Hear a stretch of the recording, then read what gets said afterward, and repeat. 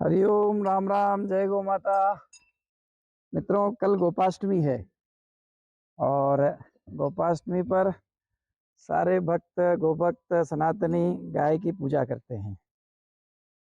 ऐसा वर्णन है कि गोपाष्टमी के दिन ही हम सबके आराध्य भगवान कृष्ण पहले दिन गाय चराने के लिए गए। पहले भी एक वीडियो में इस विषय में मैं बता चुका हूँ कि भगवान कृष्ण जब गाय चराने के लिए पहली बार जाने लगे, 8 वर्ष की उनकी आयु रही होगी। माता ने कहा, भाई तू जूते पहन ले, तेरे जूते बना देते हैं। भगवान कहते हैं, मेरी गैया माता को जूते नहीं है तो मैं जूते कैसे पहनूंगा। तो आप देखिए, 3 लोगों के स्वामी भगवान नंगे पैर गाय चराने के लिए जाते हैं। अब गौ की महिमा इससे बढ़कर के तो अपने भगवान और क्या वर्णन कर सकते हैं। 3 लोगों के स्वामी जिसके पीछे नंगे पैर जा रहे हैं, उसकी महिमा को रेखांकित करने की मुझे आवश्यकता है या किसी को भी आवश्यकता है, ऐसा लगता नहीं। फिर भी हम किस भ्रम में है पता नहीं। और मैं कुछ वर्षों से गोपालन कर रहा हूं, तो मुझे जो अनुभव होता है वह मैं आपको बतलाता हूँ। मुझे तो स्पष्ट स्पष्ट एकदम साफ दिखता है, जैसे ये गौमाता दिख रही है, जैसे ये आकाश दिख रहा है, जैसे ये धरती दिख रही है, वैसे ही एकदम साफ दिखता है कि गाय के बिना हमारा कोई अस्तित्व नहीं है। गौ माता सुखी रहेगी तो मनुष्य सुखी रहेगा। गौ माता जितनी दुखी है, उसी परिमाण में, उसी अनुपात में मनुष्य भी दुखी रहेगा। ऐसा एकदम साफ साफ दिखता है। जिस दिन गाय नष्ट हो जाएगी, गाय समाप्त हो जाएगी, उस दिन मनुष्य भी समाप्त हो जाएगा।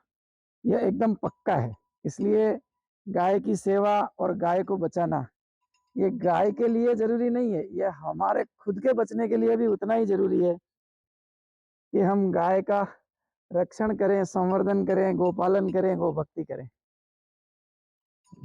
हम जब गाय की पूजा करते हैं तो गाय के परिक्रमा कर लेंगे, गाय को एक दिन गुड़ खिला देंगे और गाय के चरण स्पर्श करके उनसे अपन सांसारिक सुख सुविधाओं की और कुछ बहुत अत्यंत अल्प मात्रा में मानसिक आध्यात्मिक सुख सुविधाओं की, आध्यात्मिक इच्छाओं की पूर्ति की बात करेंगे। उसमें भी अधिक लोग तो यही होंगे जो अपने भौतिक सुखों की प्राप्ति के लिए गाय की पूजा केवल करेंगे। गो पूजा क्या है?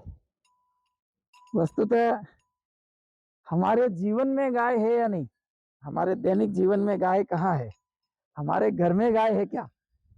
अब घर में गाय होने से लोग कहेंगे, भाई हम तो शहर में रहते हैं और छोटे फ्लैट में रहते हैं, 10वें माले पे रहते हैं, वहां गाय पालना संभव नहीं है, तो हमारे घर में गाय नहीं हो सकती। मेरा निवेदन है, हो सकती है। गाय होने का मतलब प्रत्यक्ष गाय का होना नहीं है। गाय होने का मतलब है अपने रसोई में गाय है क्या? रसोई में गाय कैसे होगी? तो हमारे मसाले हैं, हमारा अनाज है, हमारा घी है, हमारा दूध है, वो गो आधारित है क्या?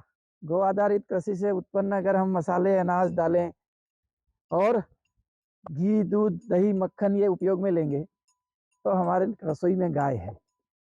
ऐसे ही हमारे जीवन में गाय है क्या? जीवन में गाय बोलने का मतलब गाय की चिंता, जिस तरह से हम अपने पुत्रों की चिंता करते हैं, हम अपने व्यापार की चिंता करते हैं, हम अपने बाकी भौतिक साधनों, मकान की चिंता करते हैं, गाड़ी की चिंता करते हैं, क्या उस परिमाण में हम गाय की चिंता करते हैं क्या? मैं छोटी छोटी कुछ उदाहरण देता हूँ। थैली काम में लेते समय क्या हमें यह ध्यान में आता है क्या कि मैं इस थैली को सड़क पे फेंकूंगा, गाय खाएगी और मरेगी, इसलिए ये मैं पाप कर रहा हूँ, ऐसा मेरे ध्यान में आता है क्या? और ऐसी चिंता करते हुए मैं थैली काम में नहीं लेता हूँ क्या? जब मैं किसी सहभोज में जाता हूँ, विवाह में जाता हूँ, सामाजिक कार्यक्रमों में जाता हूँ, प्लास्टिक के कप में चाय पीता हूँ या डिस्पोजल में पानी पीता हूँ, क्या मुझे चिंता होती है क्या कि इसको मैं फेंकूंगा, इस पत्तल को मैं फेंकूंगा, इस डिस्पोजल को मैं फेंकूंगा तो इसको गाय खा करके और गाय को नुकसान होगा, इसलिए मैं इसमें नहीं खा सकता? इतनी चिंता हमको होती है क्या? यही गौ पूजन है। ऐसी छोटी छोटी चिंताएं भी हम कर लें हमारे घर में गाय हो, हमारे रसोई में गाय हो, हमारे जीवन में गाय हो, हमारे विचार में गाय हो, हमारे मस्तिष्क में गाय हो, वही गोपाष्टमी का गोपूजन है। इस प्रकार का पूजन हम रोज कर सकते हैं, नित्य कर सकते हैं, करना चाहिए। ये फिर मैं दोहरा दूं कि ये गाय के लिए आवश्यक नहीं है, ये मनुष्य के जीवन को बचाने के लिए आवश्यक है। गाय तो परमात्मा का स्वरूप है, वहां जैसा रखेंगे परमात्मा वह रह जाएगी, परंतु मनुष्य नहीं रहेगा। वह कष्ट पा रहा है क्योंकि गाय कष्ट पा रही है, और वह धीरे धीरे काल की ओर जा रहा है। स्पष्ट दिख रहा है कि वह मृत्यु की ओर बढ़ रहा है, काल की ओर बढ़ रहा है, क्योंकि गाय को हम रोज कसाई खाने भेज रहे हैं, रोज मारने का प्रयत्न कर रहे हैं। धीरे धीरे हम भी मरने की ओर ही जा रहे हैं। तो सावचेत हो जाएं। गोपाष्टमी के दिन संकल्प लें कि हमारे जीवन में, हमारे घर में, हमारे दिमाग में, हमारे मन में गाय बस जाए, और अपने दैनिक क्रियाकलापों में गोहित मेरे क्रियाकलाप हो, इतनी चिंता करें। इतना सा एक निवेदन की मेरी इच्छा हुई। आप सबको बहुत बहुत राम राम, गोपाष्टमी की हार्दिक शुभकामनाएं।